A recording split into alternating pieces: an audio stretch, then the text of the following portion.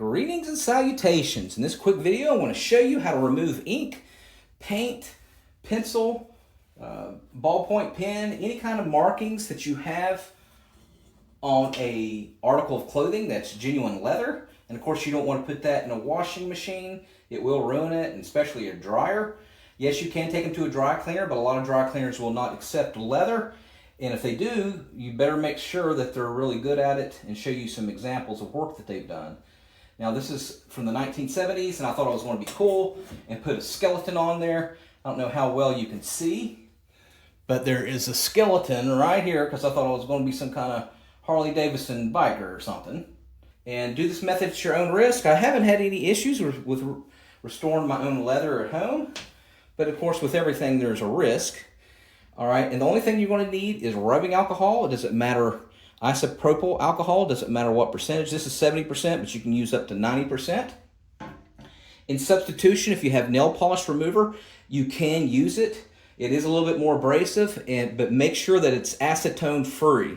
So look at the ingredients and make sure that there's no acetone on it because that could damage your leather. Now, to rub it in, you could either use cotton balls, you can use a microfiber cloth, or you could use like a little sponge here. Just make sure it's clean. So I'm going to use clean cotton balls, and yes, you could actually use Q-tips as well. All right, so I'm just going to get a little swab of rubbing alcohol. We're not going to dilute it at all. I went ahead and poured it in here. Oops, got a leak on my container here. So I'm going to go ahead and do not rub it in. Do not put any force into it. You're just going to put either the nail polish remover with no acetone or rubbing alcohol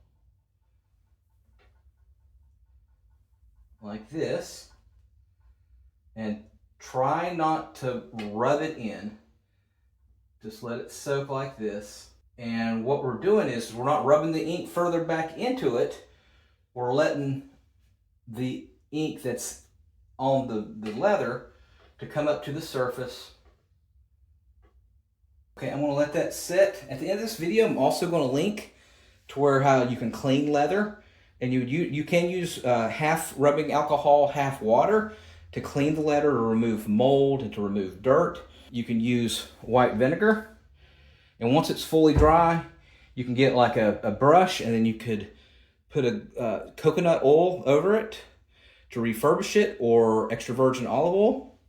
But what we're going to do is we're going to let that dry for about 10 minutes, and then we're going to come back. Okay, it's been about 10 minutes. So I left the rubbing alcohol, isopropyl alcohol on here, and now we're basically trying to lift up the ink off. You can use paper towels, but I like microfiber. You could use a sponge, and what we're going to do is press and lift like this. Just hold on to it like that and press. And you should see some transference of ink onto your microfiber cloth or your paper towel. Okay, keep pressing.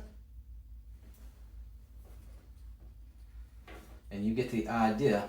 That's going to remove the ink off the leather. But you get the idea. This does a good job of removing the ink out of leather. Let me know in the comment section if you've tried the rubbing alcohol, or the acetone-free nail polish remover. And I'm going to link here at the end of the video how to actually restore the whole jacket using white vinegar and water solution, and then finishing it off with olive oil.